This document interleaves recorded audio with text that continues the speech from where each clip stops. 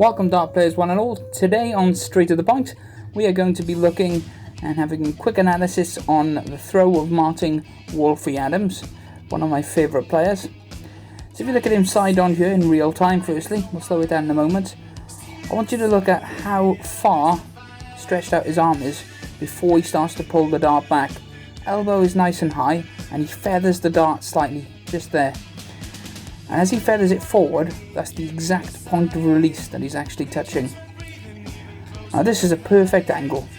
So if you look at how far he pulls the dart back, so he feathers it right at the point of release, pulls it right down to the side of his lip. This gives him plenty of power to help push that dart through the line he's aiming at. So he aims directly down the flight, down the shaft and to the target, pulls right the way back and fires straight through that line that he's aiming at. It's one of the benefits to using a longer dart. If you do have quite a flat throw, which Wolfie does, if you look at how flat this dart flies now, it's absolutely superb. It is probably the flattest throw out there, other than, I'd say, Phil Taylor and Eric Bristow. And that comes from holding the dart right at the front, having the dart completely parallel, and a full extension right the way through. This means the dart has no option but to go exactly where he is looking. Also notice how he locks his wrist in place. So he's aiming that dart up, gets the grip right with a little spin, and his wrist is locked right in place. So as he pulls it back, the wrist is actually playing a part in his follow through right there. Right on the point of release, that wrist is coming forward. This can really help you with your release of the dart.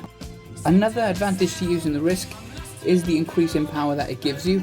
This can also allow you to take some of the unwanted pressure off your elbow. It's very easy to hyperextend without locking your wrist in place. Also notice, as he picks the next dart up, his left hand isn't moving. He's just slightly raising his thumb up, allowing the dart to roll down so he can collect it with his right arm, pick the dart up, ready to throw. This helps him keep his body completely still on the shot. It's one of the most underestimated aspects of any player's game. So if we just look at this in slow motion close up, it's just that thumb that's being raised and the darts slide down. Nothing else moves. He doesn't raise that arm at all. It's locked in position to help with rhythm and consistency. Next we're going to look at stance. Notice how his little toe on his forward foot is touching the oki, so he's slightly side on.